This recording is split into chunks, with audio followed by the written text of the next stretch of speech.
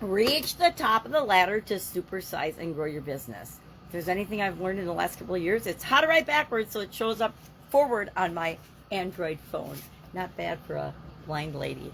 This is my version of a ladder. These are the different rungs on the ladder, different areas and aspects that we want to improve in or grow or reach the top of the ladder are our business, right? If we're supersizing our business, we want to be at the top rung of the ladder in our business, our industry, our choice of endeavor. But I will contend that the most important ladder we need to climb in life is the one of becoming the best possible version of ourselves and personal development. Don't have to agree with me. It is 100% my opinion, but I have found that the happiest people are those people that continue to grow and learn, climb the ladder of understanding themselves and other human beings as well, and showing up and being an example for others in the world. So where does this idiom come from? I need my magnifying glass. And what are some ways that you can climb the corporate ladder, since that's a biggie for a lot of people, or you can apply not just the corporate ladder, but to your business, your industry, to any hobby or sport or thing that you are interested in or curious about. You can apply these same ideas and same tips. But climbing and reaching, getting to the top of the ladder, there's lots of different ways of phrasing it, means to literally go from step to step to step, leveling up each time in our business, in our life, in what it is that we're pursuing, right? It's another way of saying, hey, we're reaching our goals, right? We climb each step in order to reach our goals, which ties perfectly into this year's annual challenge, the Get Your Goals annual challenge. What are some ways, and I didn't research, let me see if I did. I don't think I looked up and researched where did ladders come from, because I can think of ladders have been being used for centuries, right? Remember every war movie or every civilization changing movie you've seen, they've got ladders that go up around the castles or over the moats or whatever. So it's one of those very, very old tools that we use, and it makes a great metaphor for climbing, advancing, improving, going for what we want. So what are some ways that you can climb the corporate ladder, or you can climb the industry ladder in your business and in your industry, etc.? Number one, make a plan. You gotta have a plan that you want to grow, you want to build, you want to supersize, you want to be at the top of your industry, you want to get to the top of that ladder. If you don't care where you are on the ladder, wherever you end up, it's going to be just fine for you. So have a plan. Keep networking.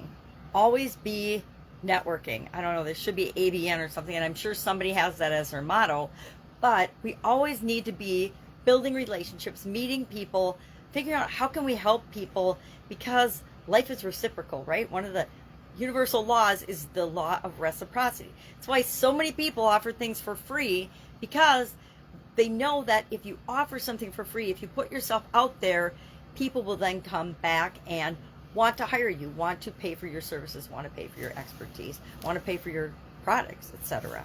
So always be networking, keep networking. Work hard. That almost goes without saying. So many people nowadays, especially, and we joke about millennials. Sorry, millennials. My kids are at the tail end of the millennials.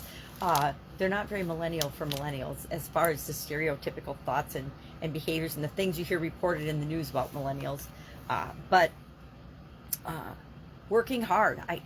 I was taught to work hard when I was a little girl, and I am so grateful, because I'm willing to put in the energy and effort to do whatever it takes to achieve a goal, get a project done, get what I want out of things, knowing that what we put into things is what we put out of them. And if we don't put ourselves and our whole heart and our energy and efforts into something, we're not going to get anything out of it. You know, there's this guideline that it takes 10,000 hours to be an expert at something.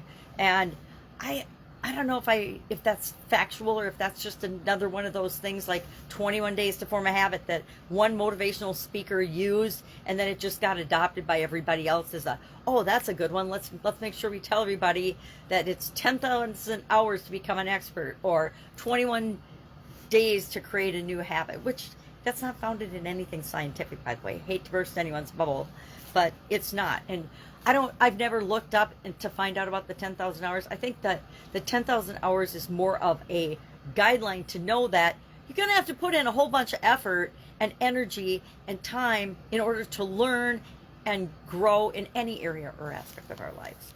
So make a plan, keep networking, work hard, dream big, and dream beyond the job or the business that you currently have. If the only thing you can see and envision in your mind and dream about is doing a great job in the position or the level of performance that your business is right now, guess what? That's where you're going to stay, because our subconscious keeps us safe and keeps us doing the same thing ad nauseum sometimes, just to keep us safe and make sure that we stay in the same place. So dream big and bold. Dream beyond your current job description or your current identity for your business, right? In order for anything to change, we first have to change our thinking, our thoughts, our beliefs, and our feelings about the thing. Become an asset to the organization, to your company. If you're not an asset to your business, it's not going to supersize. How many examples of businesses have we seen that parents and grandparents built that are super duper successful, then the next generation takes over and they tank, they flop, they go out of business? Literally, probably millions. I wanted to say tens of thousands, but there's probably millions of examples of that, because they didn't put in the work, they didn't have the vision, they didn't have to earn it. It is so much easier to hang on to something that we've earned and grow and build and supersize it than it is to have something that we've been given.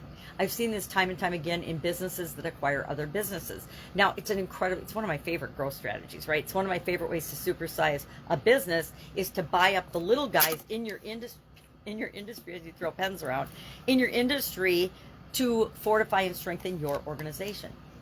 Not only does it remove some of the competition, which if you're hung up on competition, the mindset might need some work, but it also is a terrific way to grow fast. So think beyond your current identity as a business and think beyond your current job description, right? Become an asset to the company. We just were talking about that. Think and act a level above where you currently are. So if you want your business to start growing, if you want your career to advance, instead of thinking about just doing your job, just saw a post about this when people say it's not my job. I hate that. But think about your boss's job. If you start taking some of the load off them, you're more likely to get promoted, and you're acquiring the skills that you need in order to perform that job and demonstrating them. The same is true in our business. If we're making $1 million a year and we want to make $10 million a year, we got to start thinking like a $10 million a year company, or a $100 million a year, or a $1 billion company, not like $1 million a year company. So think a level up. Be a team player. Absolutely, positively, you have to be a team player. You have to understand the importance of relationships, communication, and different skills that are required for any industry, any business, any human being to get along with other human beings and to bring people along with them, because we're not going to supersize our businesses in a vacuum. It takes other people working with us in order to make that happen. I love this idiom. I like it. Get to the ladder. I like metaphors and things I can visualize that help remind me what we're working toward. And I like the ladder one a lot because it reminds us we're not just going to go from the bottom of the ladder and all of a sudden get dropped at the top of the ladder. We're not going to go from starting our business to within like 2 months or any ridiculously short period of time have $1 billion business. It takes step by step by step. And as long as we're just working toward that next step and we know what that big vision, the top of the mountain is for us, we'll get there as long as we don't quit. All right, share your comments and your experience with this particular idiom and expression, or your thoughts or feelings about it below. And I will, of course, be with you tomorrow with another interesting idiom. What does it mean? Where does it come from? And how might you use it to grow and build your business right now? Have an awesome day. Bye.